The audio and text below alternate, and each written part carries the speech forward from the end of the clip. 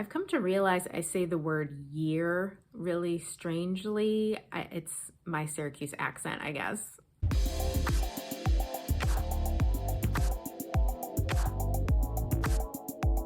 Hey folks, it's Carrie from Pretty Neat. Thanks for joining me. If you're new to my channel, welcome. I share videos here every week about organizing and decluttering your home and just making your space the best it can be. So I hope you'll hit subscribe and stick around.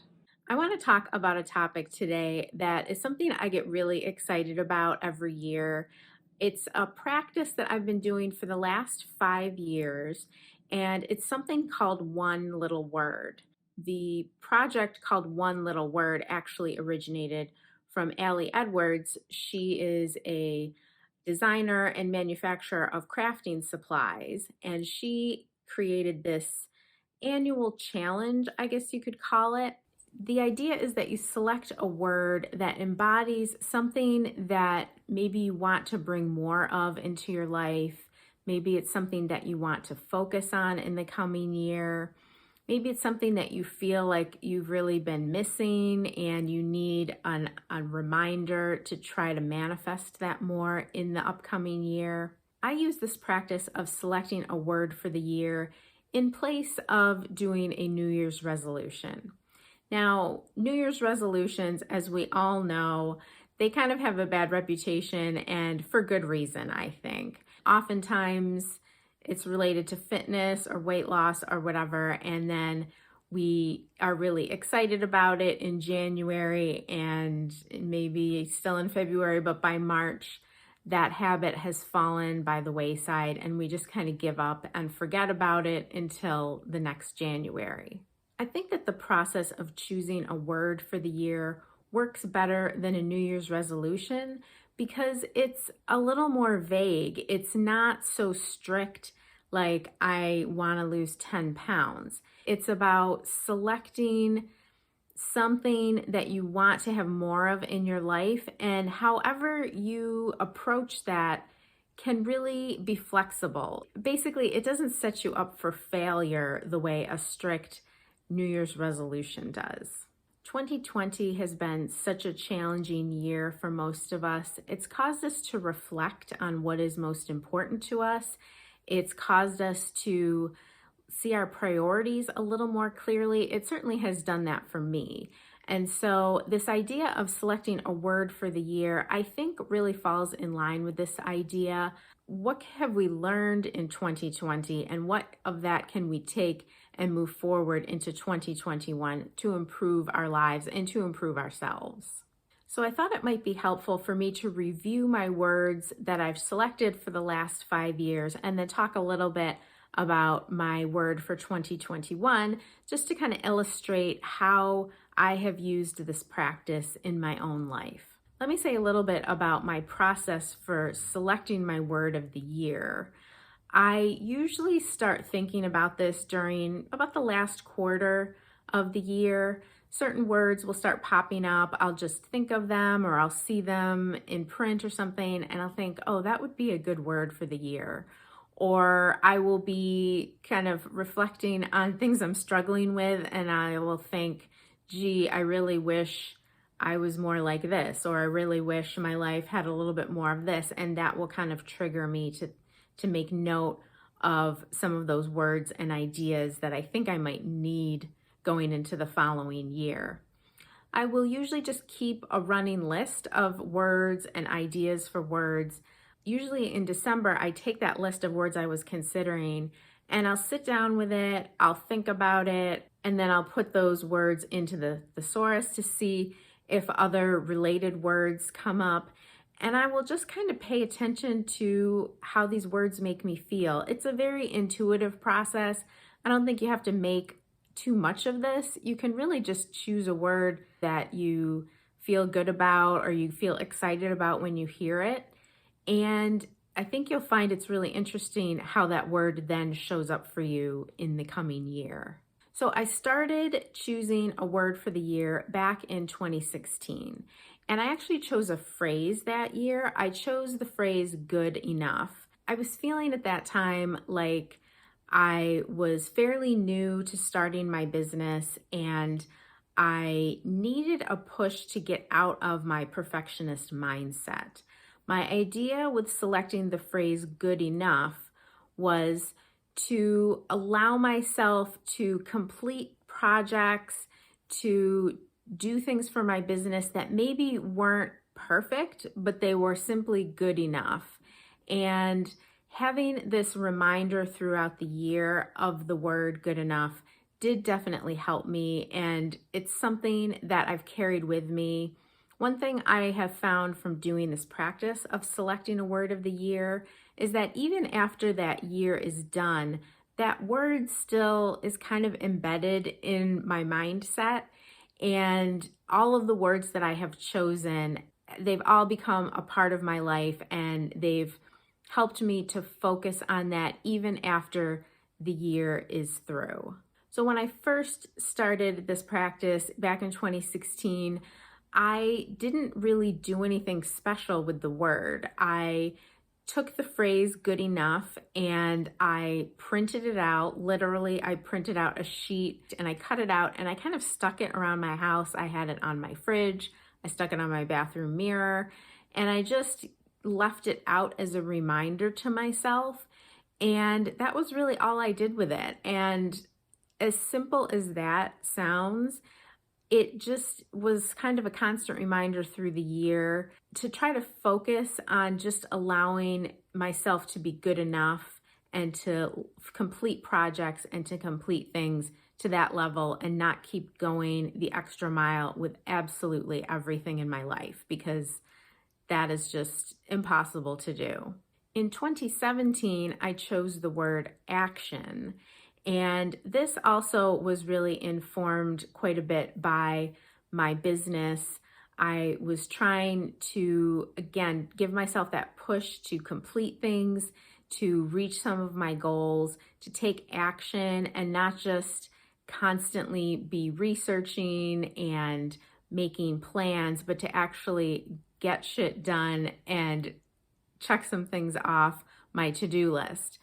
And that word definitely lit a fire under me, and it helped me to actually move forward on some bigger projects that year. In 2018, I chose the word boundaries. And one thing that I've noticed from doing this across repeated years is that my words tend to alternate from a word that really pushes me forward, pushes me outside of my comfort zone. And then the next year, I'll choose a word that allows me to take a step back and be a little more reflective. So choosing the word boundaries, I guess I had felt that with the previous year of action, I had really pushed myself a lot in terms of how much work I was doing, in terms of my schedule. And I was feeling kind of burned out at the end of the year of action, which is not surprising. And so I felt like I needed then to balance that out with a word that would help me to make some decisions about what were the most important things for me to be spending time on, and allowing myself to set some boundaries so that I didn't get burned out and I could just maintain some mental health. In 2018, when I chose this word boundaries, this I think was also the first year that I actually participated in the One Little Word project through Allie Edwards' website. And she provides challenges each month that basically just help you to keep your word foremost in your mind.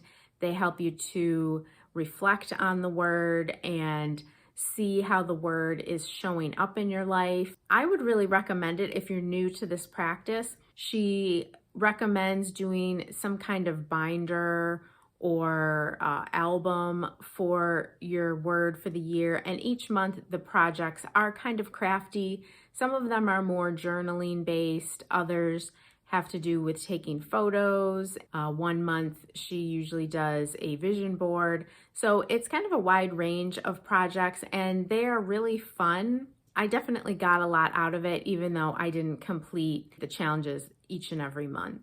2019 was a really impactful word for me. I chose the word fearless, and the minute I came across that word, it kind of made me feel a little sick to my stomach. Like I knew that it was exactly what I needed that year. However, I was kind of afraid of what Fearless would push me to do in that year. I definitely was pushed out of my comfort zone by choosing the word fearless. I did some things that year that were really important and had very positive impacts in my life over the long haul, but in the short term, they were very uncomfortable. So I joined a coaching program with a business coach. It was kind of a financial stretch for me, and I was very nervous about that. But I was trying to push myself to be more fearless, to take some chances that I thought would really pay off in the long run, and that certainly has. I joined my friend Alice Patterson's photo group that she does for entrepreneurs in the area. I'll link to her info down below because she's an amazing photographer. Being a part of her group has really been one of the best things I've done for my business. Again, that was something that pushed me out of my comfort zone. I had to do a photo shoot every month with her, and her group is also a networking group of female entrepreneurs. And as an introvert, it's quite uncomfortable for me, but I knew that the benefits were going to be really good for my business, and they absolutely have been. I ended up seeing a therapist during part of 2019, and just the act of going to therapy takes some fearlessness because it's really hard to look at yourself in that way. The last thing that Fearless really pushed me to do in 2019 was to end a very long-term romantic relationship. And that was the hardest part of 2019 and the hardest part of making a fearless choice in my life. But I'm glad that I was able to find the strength to make that decision, and having that word, it really helped me in that regard. Something that I've found with doing one little word every year is that it comes in handy when you are at a point of decision making. So when you are contemplating big or small decisions in your life, you have this guide point to kind of look to and say, well, if I was making a choice that my word would suggest for me to make, which direction would it have me go? And that has been really helpful for me, and it certainly was the case during the year that I chose Fearless. So for this past year, my word of the year was groove. And this was kind of a weird word. It showed up for me when I was doing that thesaurus activity that I talked about. As soon as I saw it, I was like, I think that's it. Even though it's weird, I think that's what I need. And I liked the word groove because it was multidimensional. So I used the word groove to work on some habit formation, that idea of forming a groove or following the groove, particularly around food. I've been cooking a lot more regularly, and I've been trying to make healthier recipes. A lot of that certainly was helped by being home so much during 2020.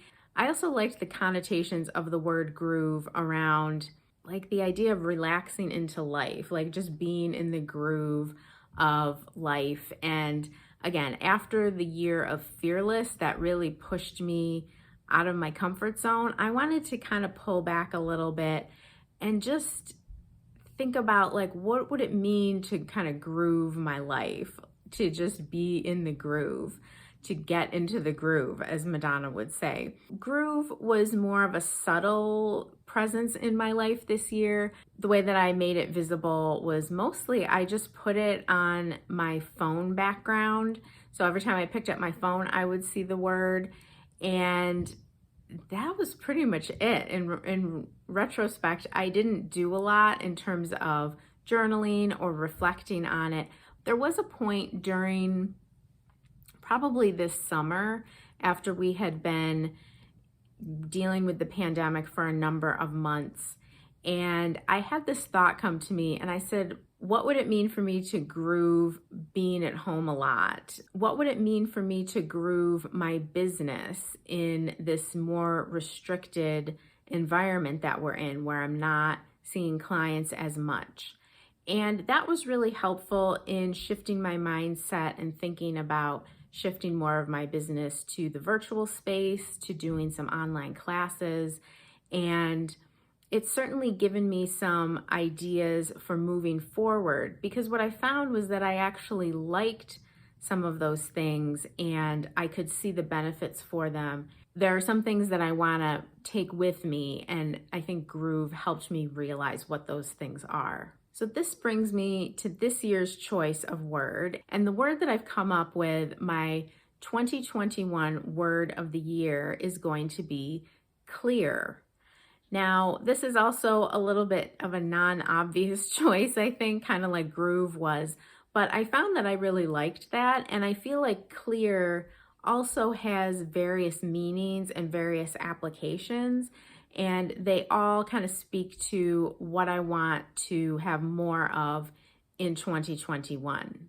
2020 has been such a confusing and chaotic year for all of us, and I think we're all seeking a little bit of clarity. So for me, that's certainly part of the reason for choosing the word clear. During the pandemic, it was a time to slow down. My business slowed down, my personal life slowed down, and it gave me a little bit of space and time to think about what's really important. How do I want my business to look moving forward? How do I want my personal life to look moving forward? And this idea of becoming clear on those priorities is something that I really want to continue doing in 2021. And I think 2021 is going to still be a very transitional year in terms of the pandemic, and thinking about getting clear on my priorities is going to be more important than ever. I also like the idea of clear as it relates to space. So clearing space, that could be in my physical environment, which I have to say, even though I'm a professional organizer, I have allowed some things to accumulate in my home, and I definitely want to clear those out in 2021. I also like the idea of clearing space in my mind, in my schedule, just allowing myself to have a little more room to breathe. 2020 allowed me more of that just because of the restrictions related to the pandemic. And I see how healthy that is. It wasn't really all that relaxing because of all the fear and anxiety of this year, but I can see that leaving myself a little more breathing room, clearing a little bit of space in my life, is something that I really want to try to do more of in 2021. So I think the word clear is really good for pushing me in that direction. So I'm excited to see how clear helps me in the upcoming year. I'm thinking about ways that I can maybe do a journaling prompt to think about this mid-month, and then at the end and the start of the upcoming month, doing some journaling at those 2 points during the month will help me to think about how is clear showing up for me, what are some actions I can take to become more clear on the things in my life, and then I can do a little bit of reflection at the end of the month about how I did and what I would like to do moving forward. I think that that's my plan, and I will probably do an update video about One Little Word at some point next year. Have you ever chosen a word of the year, or are you thinking about doing this for 2021? I would love to know. So if you have a word in mind for this upcoming year, please put it down in the comments below. I'm always fascinated to have conversations with other people about One Little Word, so I would love to chat with you in the comments about this. If you liked this video, please hit the like button. It really helps my channel out, and it allows more people to get to see this video. And don't forget to subscribe to my channel. I share videos here every week about organizing and decluttering your home and just making your space the best it can be. Talk to you soon.